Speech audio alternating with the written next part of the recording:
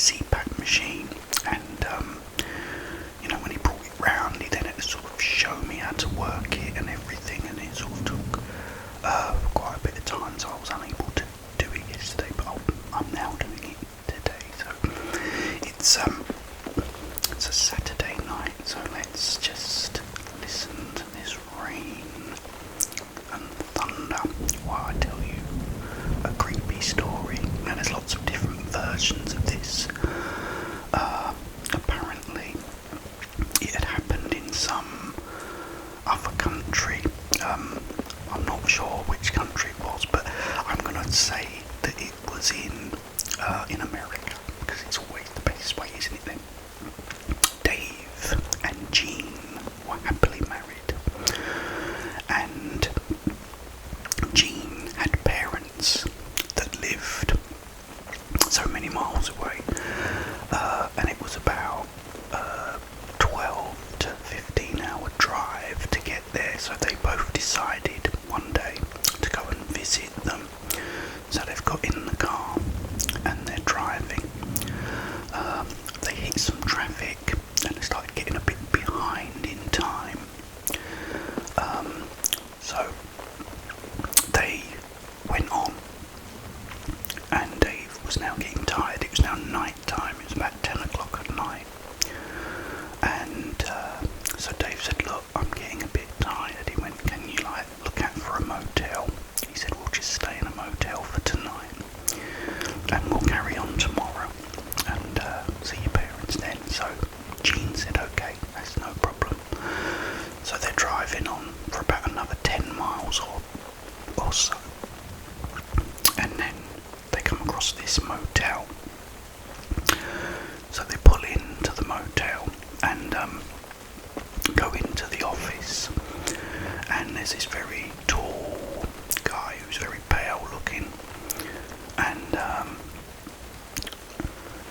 Dave goes up to him and he says, can we have a cabin for the night? I don't know if it's a room or a cabin in a motel. Let's just say cabin. He said, yeah, sure. He said,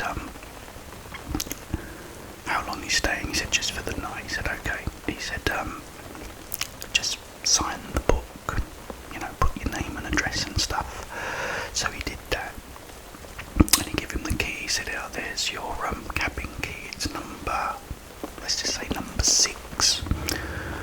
So they've gone, okay, so they've gone to room number 6, or cabin number 6, and they've sat down. Dave went and took a shower, and he come out and he said, look, I'm really hungry. He said, I wonder if there's like a diner or a restaurant or anything near here. He said, I'll go and ask the guy in the office. So Jean said, okay. So he went to the office, and the guy's there, and he said, look, I'm really hungry. He said, if there's any diners or restaurants or anything nearby. He said, no, really. He said, there's not another diner. He said, it's about another 30 miles. He said, from here, if I'm honest. He said, but he said, I live with my brother. Next door to this motel is this house. He goes, and we're about to have our supper. He said, you're more than welcome to come and join us. So Dave said, he said, are you sure? He said, yeah. He said, sure. He said, come. He said, bring your wife as well. He said, it's all good. So he said, okay then. So he went back to the cabin, and he said to Jean, he said, this guy lives with his brother. He said, in the house next door. He said, they've invited us in. He said, for supper. He said, she said, oh, well, okay then. He said, we might as well go. He said, because, the actual diner, he said, there's a diner, but it's about 30 miles away. He said, we don't want to drive all that way, do we? So she said, no. Anyway, so they've gone out, and the guy's lock the office. He's gone on. He said, I doubt anyone will be coming now anyway. He said, but if anyone does, they can just, honk their horn. He said, I'll go and come out. So they've gone in, and they've walked in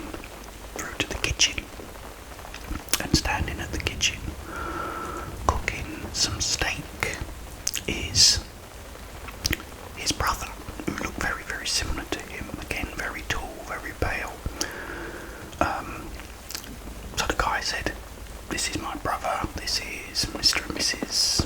whatever their names was. Tells them their name, they go, oh, nice to meet you.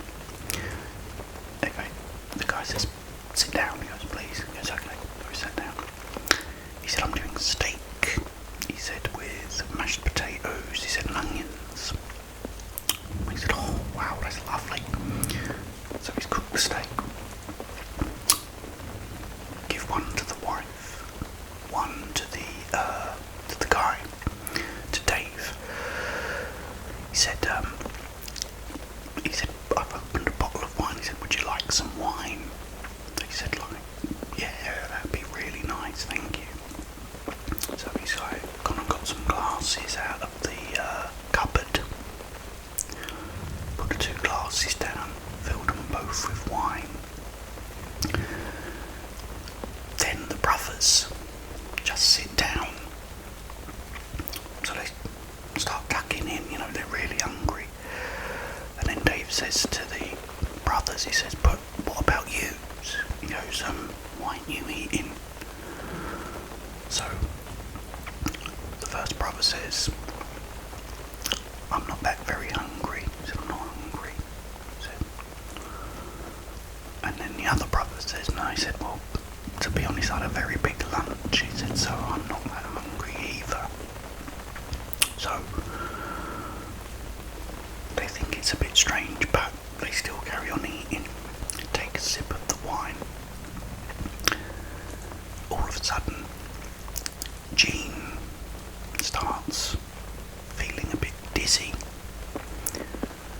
She goes, oh, I don't feel very well, and just passes out on the table. So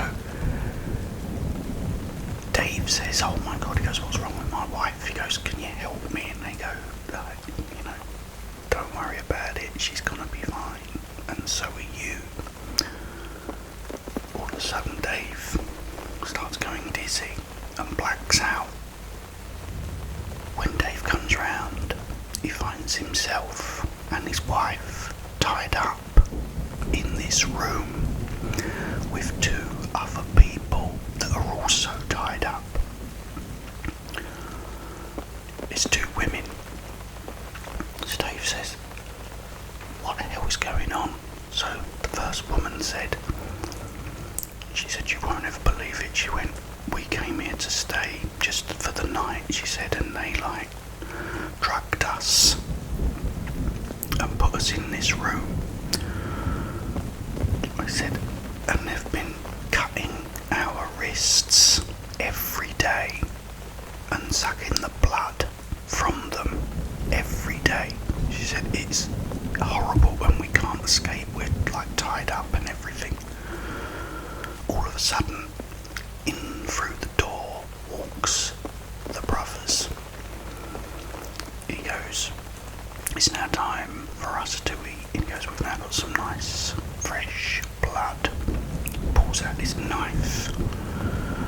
Dave goes, get away from me, get away. Anyway, one of the guys grab Dave, like the brothers, and then he cuts into his wrist and blood starts coming out, and the guy's sucking on his blood. Oh my God, get away, stop doing this. So the guy's looked up and this big smile and blood sort of running down his mouth. The brother says, oh, it's my turn now.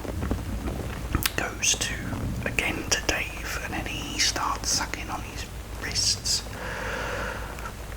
Dave goes, get away from me, get away.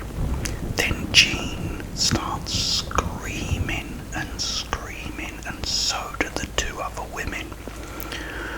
And Dave is also crying out for help as well. So one of the brothers says to the other brother, he goes, go and get it. He goes, so we can keep these people quiet. So he walks in with this syringe and he jabs it into Jean's arm. He then jabs it into the girl's arm and then the other girl's arm, and then they slowly just pass out. Dave says, get away from me, get away, don't you touch me with that, don't touch me with that. and then they jab him in the arm, and before he knows it, he has blacked out.